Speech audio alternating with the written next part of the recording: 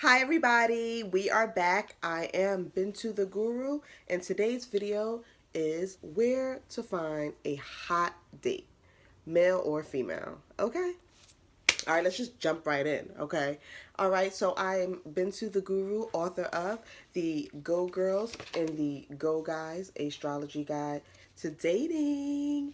And so I just wanted to talk about this because lots of people have been inboxing me on my social media, asking me, where do you find a good date? Where do you find someone who's sexy, someone who's hot?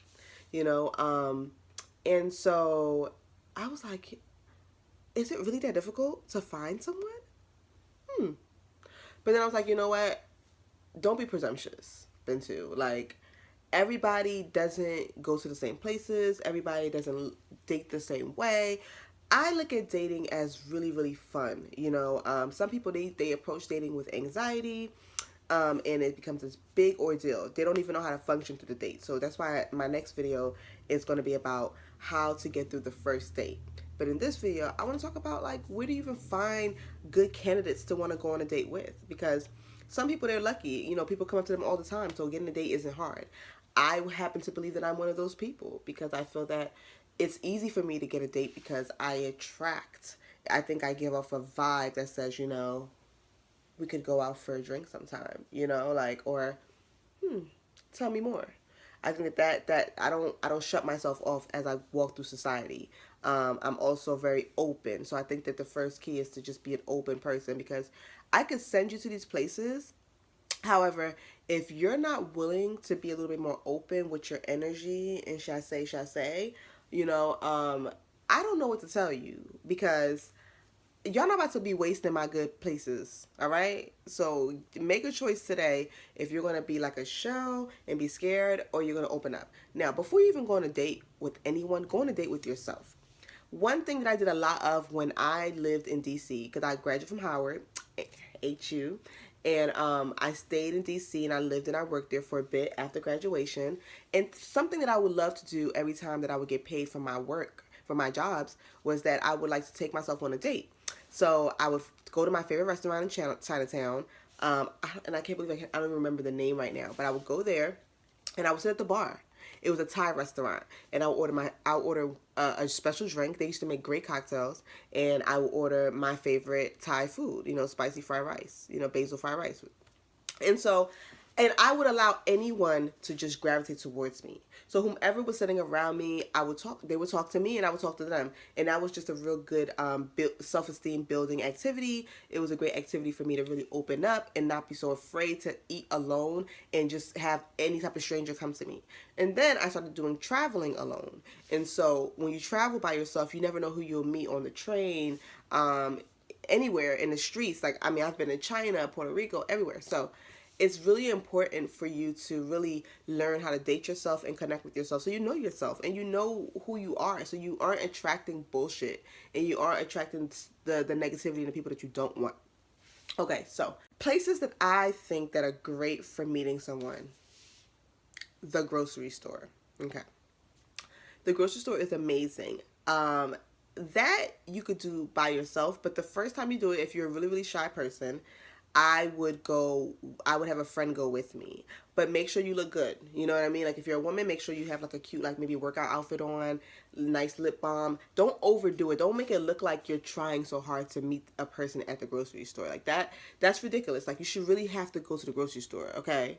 Don't just like pick a day and just get dressed and say, oh, I'm just gonna, no. Really have to go to the grocery store, but look good when you go. And go to a good grocery store. A really good grocery store in Philly is Fox Street ShopRite. It's near Fox. It's like kind of close to like Mount Airy, middle between like North Philly and Mount Airy, and the Fox Street Shopping Center. Let me tell you something. First of all, because it's uptown part of Philadelphia, there's a lot of people who go there who are upper middle class. So you will find sexy upper middle class, especially African Americans in there. Even the workers are pretty cute. Okay, so you gotta know which grocery store has the cuties. Okay, and then go after work. Because the benefit of that shop, right, is that there's a gym close by. So obviously people come from the gym, they are hungry to go get healthy foods. So you're getting the best of the best. You're getting some sexiness. So if you're shopping, if you're grocery store is within a shopping mall that has a gym, you're winning. I'm telling you. You got to go through prime time. Prime times is after work hours, okay? And nobody goes to the gym on a Friday. Saturday afternoon, maybe, but I'm telling you, the hot cakes is like 5 to like 8, all right, during the week. All right, so we got the groceries, and also the gym. So after the grocery store, I will to the gym. It's a great place to meet. But the thing is, I don't really like promote the gym that much because first of all, use the gym sparingly. The gym is a place for a lot of fitness thoughts, okay? You aren't the only one. There are people who go to the gym all the time. So if you meet somebody that goes to the gym 5 o'clock on during the week, there's another chick that's gonna be there 5 o'clock during the week. So if you stop going at 5 o'clock during the week, he can easily get someone else at the gym. Like everyone's in there trying to be cute and hot, you know what I mean, and healthy, quote unquote. Yes, we are, but you know what it is for a lot of people. It's about the vanity of it all.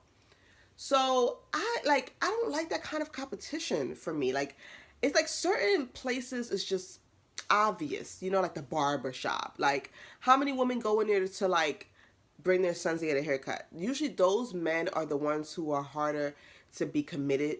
The men who are like hot in the pants, you know, because they have so many pretty women at their disposal every time a woman brings their child, or bus drivers, like things like that.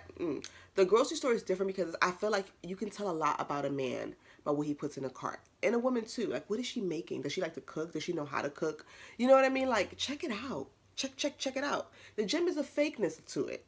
I could put my best shit on today and go to the gym, and a guy might see me and be like, I like her, she's a fitness junkie. And I could have been the first man went to the gym all damn year. Okay? The lies in Candy's voice. Housewives.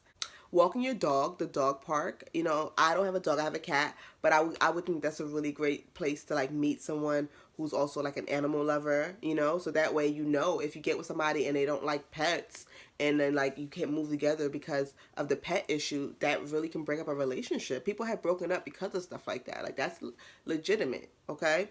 So go ahead and walk your dog and see what you find, you know.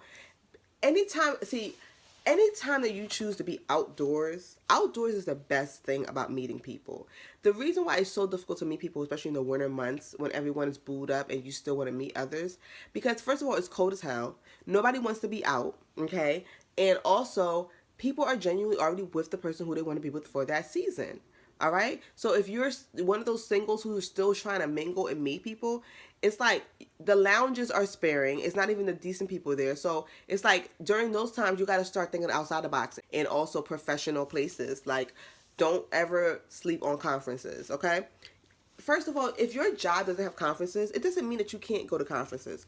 You can be a part of professional you can be a part of a professional organization, maybe a women's coalition or a men's, or, well, you don't want to do all one sex, but, you know, something like be a part of a board, or go to something like National Psychologists of America, like something that you're really interested in, that you really can go to. Like, look up the stuff.